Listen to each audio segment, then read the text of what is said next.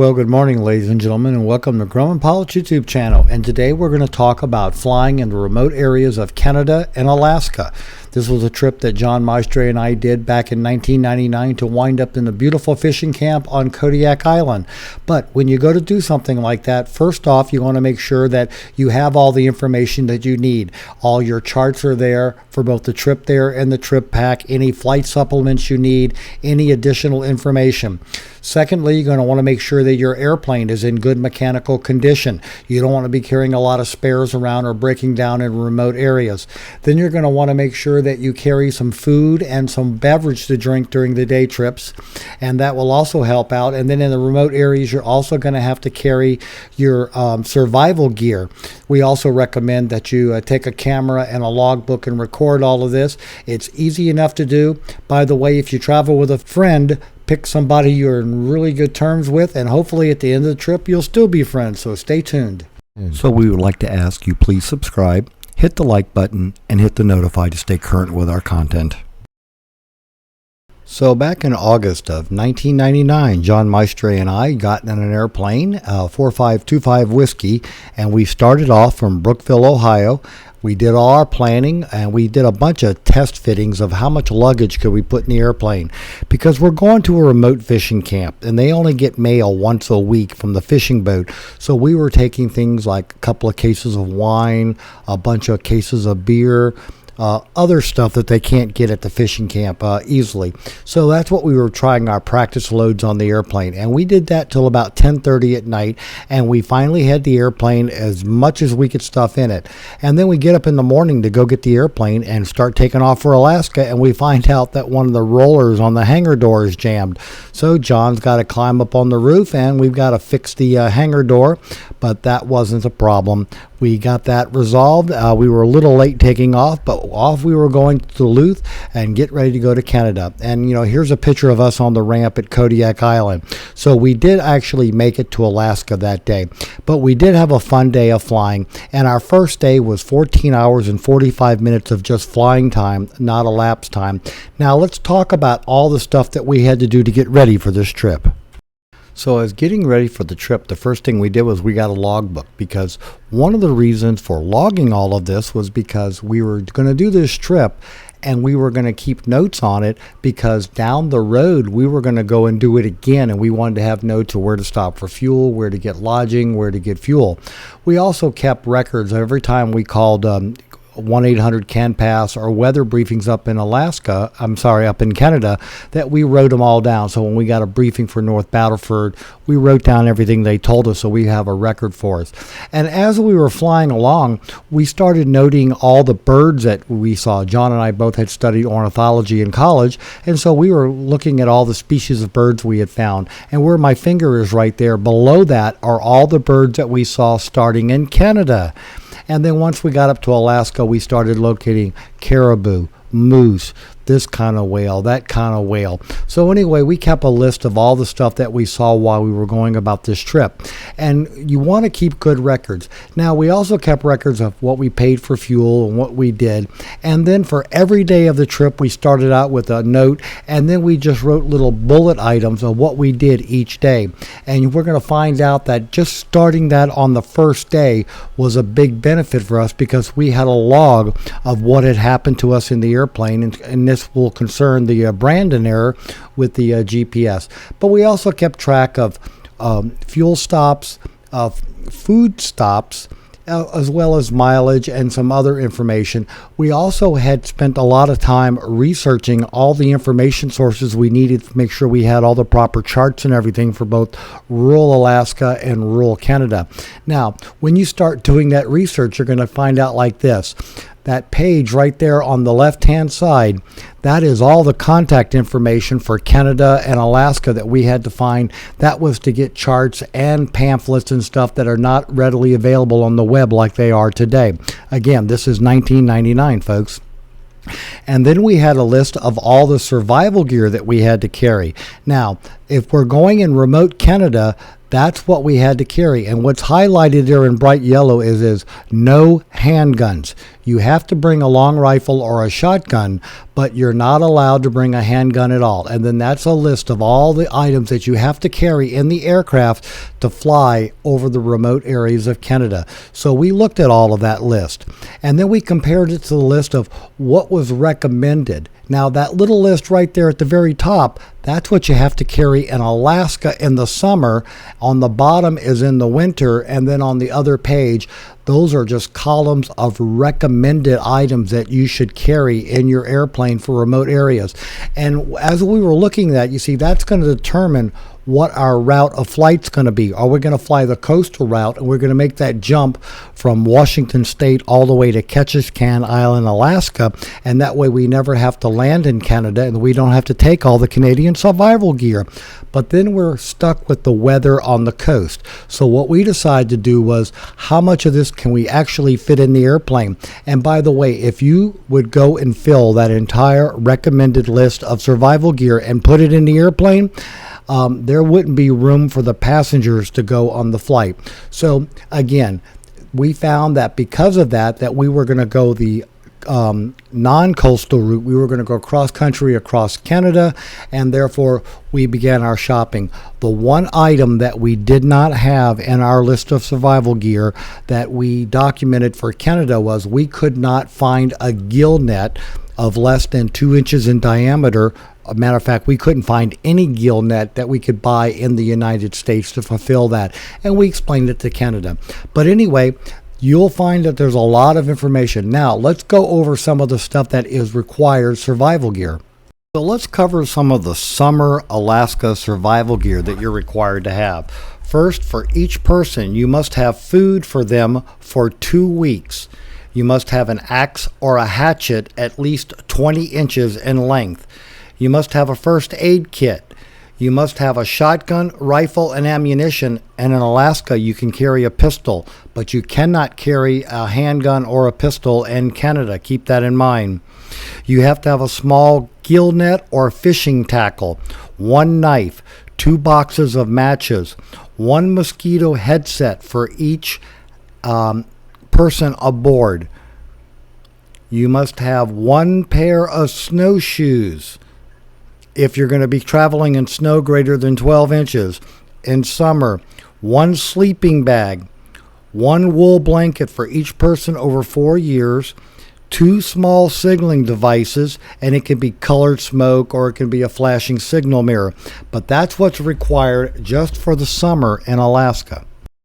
Now let's take a look at, for flying over sparsely populated areas of Canada, what you have to carry for survival gear. Again, no handguns. You notice it's in bright yellow in our logbook. First off, you're going to need food. 10,000 calories per person per day, sealed. You're going to need cooking utensils.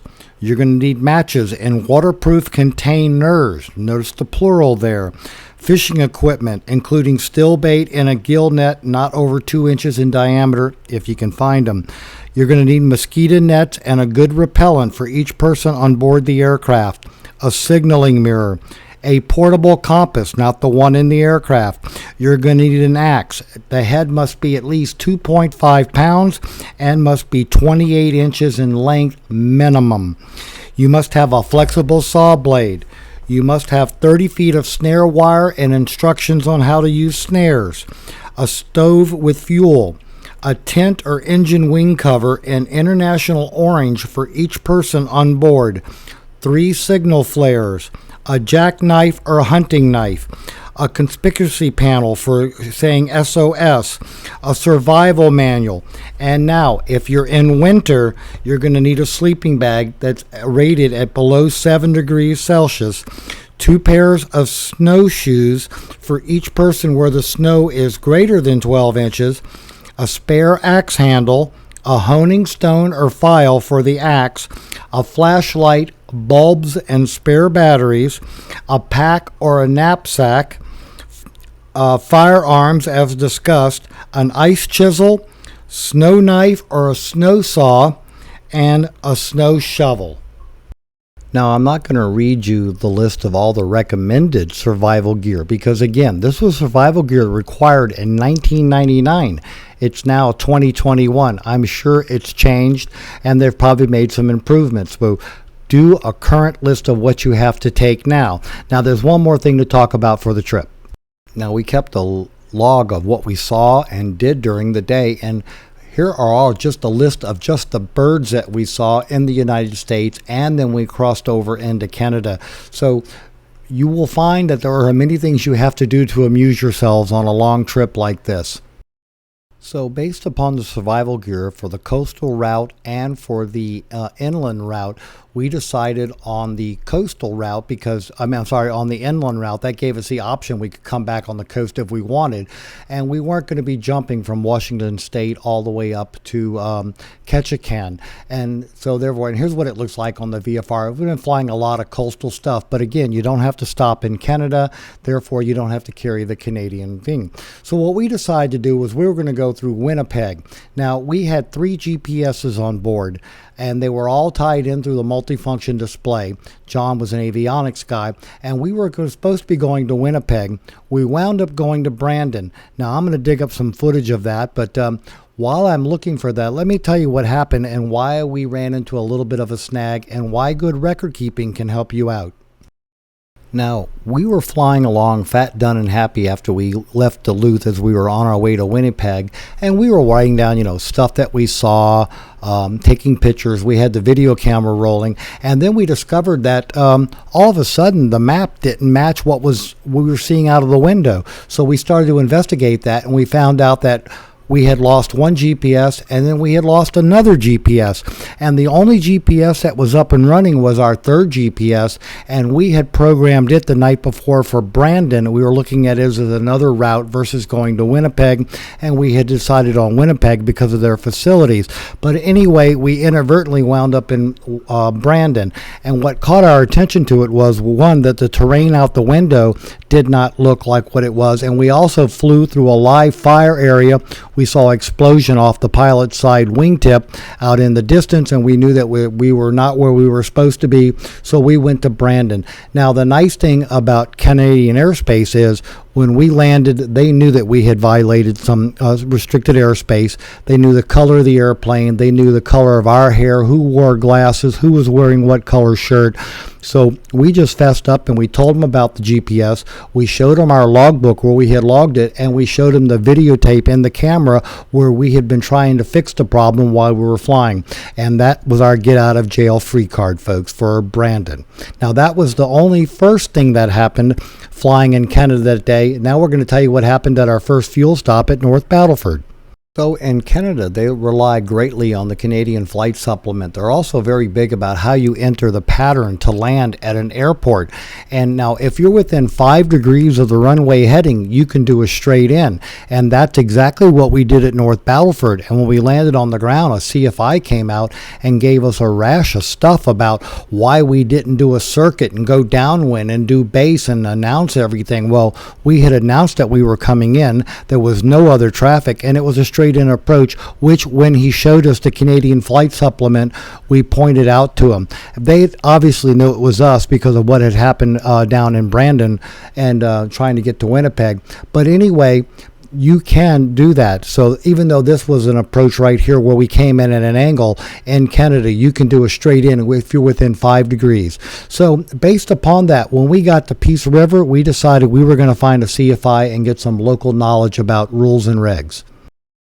So John and I had a lot to talk about, and our little tiger was watching our way as we were flying across Canada. And again, once we left North Battleford, we had to reposition to Hanlon to get fuel because North Battleford was out. So once we repositioned the grueling 8 miles to the other airfield, we picked up the fuel for the long flight that we now had into Peace River, and it was a long day. Now, this is right as we're coming into Peace River at sunset, and by the way, folks, it's 11 o'clock at night. But, it is midsummer in the higher latitudes. But we made it all the way to Peace River. And when we got there, once we got the airplane parked and all, John and I decided that we walked over and we were able to find a used copy of the Canadian Flight Supplement, which we paid full price for, but we had a copy of it as reference.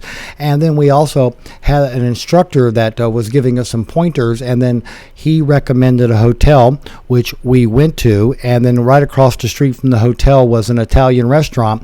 So we went over there for dinner, and we also called the flight instructor over, and we bought him a couple of beers and let him explain to us what were the rules and regs for flying in Canada that we might not read in the book. And he was the one that let us know that you had to be on a flight plan, or that a responsible person had to have knowledge of your flight, and if you were overdue and they were not contacted, they would let the authorities know. So that's exactly what we did. We invoked that rule several times, and we got asked by Canadian officials, like, why did we not have a flight plan? And we explained that we had a responsible person on duty for that task. So anyway, it was a long, full day of flying, almost 15 hours of flight time. That wasn't including stopping for fuel, hunting for food, something to drink, and everything like that. But anyway, pulling into Peace River at the end of the day was nice. John walked across the ramp to go try to find a flight instructor to get some local information. And then again, we went to the hotel. We bought the guy some beer. He gave us a lot of useful information and told us how to navigate the system a little bit better so that we wouldn't be showing up as the silly Americans wherever we went. So, ladies and gentlemen, I recommend that when you're flying in remote areas, you talk to the local pilots. That was how we found shortcuts up in Alaska to knock 80 miles off. You'll get some crazy instructions like that, and I'm sure I will pull that video up. And here's where we went for beers at night. But again, take advantage of the local information if it is available. So the next morning we got a fairly late start, but off we went, and we were on our way to Skagway via Whitehorse, and that's where we would go through the pass and all of the Yukon Pass. And we were stopping there to see Bill Heckle. He and his brother run a couple of shops in Skagway, Alaska, and it was a good overnight. We could see the area, and then on day 3 we left Skagway and did the last couple of 100 miles on into Kodiak Island, and also a lot of coastal sightseeing. So again, folks, you can do this, and it is a lot of fun. Now let's talk about some of the stuff that we saw on our trip, and this is where the video is going to get really interesting. And by the way, let me point out that Canadian officials and U.S. Customs officials are serious about the survival gear that you have to have in your airplane. And there were a couple of times where we had to pull it out and we had to show it to prove that we had it. And by the way, once again, the Canadians are very big about no handguns. You can do that in Alaska, but you cannot do that in Canada. And let me add one more thing, that we decided that we were going to shoot video on this trip, and we went out the night before we left and bought a video camera, 2 spare batteries, a box of tapes, and the only thing that I regret with it we didn't have time to do was to wire the microphone from the intercom into the camera. But we shot 8 hours of video while we were flying and 4 hours when we were on the ground. So we had quite a bit, and we saw quite a few things, and we tried to document those from the air, and that's what's going to be up and coming for you. So stay tuned for all of that. If you do make this trip, take a video camera and take video. Now you're going to see a lot. We saw a lot of Russian-style churches after we crossed into Canada. As we came into remote airports, we were looking for fuel, and sometimes it's a small community with a hard surface runway, and believe it or not, they have aviation fuel. So you're going to get to see a lot of different types of things. Here we are in the coastal plains, but in the next few hours we're going to be into the mountains and the rivers and the marshes, and we're going to see more beaver dams than you can ever imagine up in northern Canada. I mean, they just make a ton of ponds for things to play in, and we saw a lot of wildlife. But again, here we are at Cooking Lake, and we're pulling up to the gas pump, and we're going to fill up with fuel, and from there we're going to take off and continue our day. We flew over a lot of forest. Matter of fact, we started out at 11,000 feet, and we looked around and we couldn't see anywhere to land within sight. And we said, if the engine stops right now, in about 12 minutes, we're going to be in the trees. So we came down and flew above the trees because we figured we were going to land in them anyway. You're going to see a lot of rivers and stream beds. You're going to see rock where they rode away on those things. There's going to be a lot that is going to be visible from the air. The one thing that we were truly disappointed in when we did finally get to the coast was that when they clear cut the forest, they clear cut back a half a mile from the coast so that you can't see the clear cutting from the cruise ships, but it is evident from the air when you're flying along. So there's a lot of breathtaking and beautiful scenery to fly. Again, just make sure your airplane's in good mechanical shape, that you're traveling with somebody you really like and somebody knows where you are. So in case you deviate shortly from your flight plan, make sure that you let them know. You're going to see things like this where the streams run against the side and people are down there and they're actually mining the dirt looking for gold and silver. There were a lot of places that we flew over, and like right here, this is a silver area that we were just flying over. We went there just because we wanted to see it. It was on the chart. And then, of course, you can't fly without flying the Alaska Highway. I mean, you come up against it a lot, and it is a wonderful highway, and it's a wonderful long runway should you ever need it. Just obey the rules of flying near villages and cars and other items. And then you're going to see a lot of granite mountains, and they're going to have snow on them. Some are not going to have snow. And then when we get up closer to Alaska, we're going to be flying with glaciers. We're going to have glacier moraines. We're going to have calving glaciers. There's going to be a lot to see along the coast with the mountains up there with all the snow and all that has been collected. So enjoy this. Now we're leaving the engine soundtrack on the background of these, and there's a reason for that. We flew this entire flight in a Grumman Tiger at 2,500 RPM, lean to 10 gallons an hour. And that's why the engine sound from clip to clip to clip is always the same, because we had just topped the engine overhaul and had done a bunch of the accessories. So the engine sound is very consistent through all of those. And again, we were cruising at 10 gallons an hour, and that gave us a 4-hour normal range, and we could stretch it to 4.5 hours if we actually had to, and go a little further if need be. But you're going to see a lot of fun stuff. And then here's Watson Lake. It's almost like landing on an aircraft carrier because you're coming in over the lake. Yes, there is land on the right, but you're going to come around and there's a nice big runway there, and they have a lot of good fuel. They actually have 2 FBOs that sell fuel at Watson Lake, and we were able to negotiate between the 2 of them, let them underbid, and we took the low bidder. By the way, case in point, the people are there. If you see a green tennis ball on the ground near the fuel pump and you see what looks like a husky dog, you might want to check it out, because I picked up a green tennis ball and I was throwing it for what I thought was a husky pup. John walked up to me and go, why are you playing fetch with a wolf? And we looked over there, and he was right. Sure enough, it was a wolf pup hanging around the settlement. So be careful what you do when you're in these remote areas. But again, they are fun to fly into. Just be on the top of your game. Be nice to the locals. And again, ask them what they might be able to tell you to see when you take off, because they might say, if you take off and you turn over here 30 degrees, there's this old village and you can still see the remains. So there's a lot of stuff that you can see. And of course, there's always the Alaska Highway, and please don't upset the traffic on the highway. What's really interesting to see when you're flying the highway is there'll always be some camper going along at 25 miles an hour, being pulled by a truck going up a hill, and behind it'll be about 50 cars. And occasionally they do pull over and let people go by. But again, kind of hard to get lost when you're flying the Alaska Highway. And we did it for a while just to say that we did it, but we were more interested in getting where we were going and going cross country. And you're going to see lakes, you're going to see marshes, you're going to see coastal. There is going to be a tremendous amount to see, and we were very fortunate. The weather, everywhere we went, it was like this, except for the few spots where we hit rain, and we did videotape it. But we were fairly lucky, because everywhere we went, people said, you got really lucky. The weather's really good here today. And we told them we were bringing it with us. So, ladies and gentlemen, there's a lot of very varied terrain to see, a lot of wildlife to see, and you'll have a good time. Now let's go find some more fun footage for you. Now, when we finally did make it over to the coast, you can start to see the coastal weather coming in over the tops of the mountains. So you can't always see the tops, and so you're flying around the bottoms of the mountains, sometimes staying under the overcast. The rules for VFR flying in Alaska are a lot different than they are in the continental U.S. But again, you might want to be instrument rated and know your airplane really well and keep both sets of eyes out looking for things. So we did fly through some low clouds and we flew through some rain. I don't want you to think that all we saw was beautiful sunshine the entire time that we were there. So be expecting it, and you never know when you're going to come across find it, and but it can make for some interesting navigation.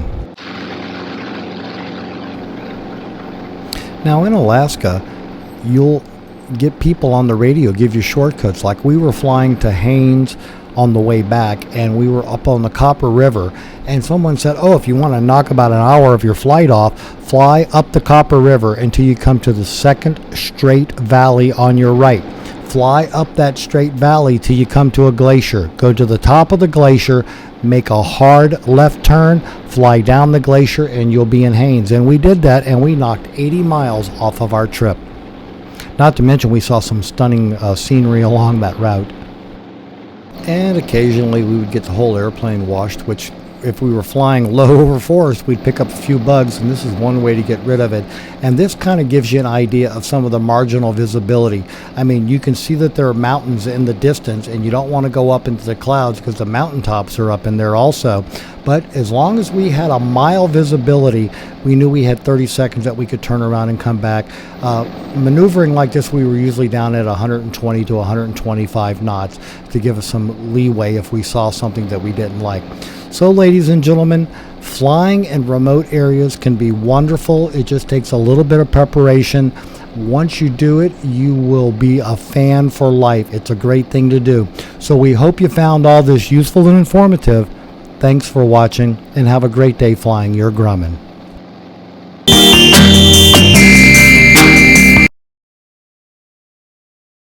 You know, forget buying expensive toys for your kittens and cats. We find that just taking the aircraft spruce box and the paper on the tile floor is more than enough amusement for them for hours.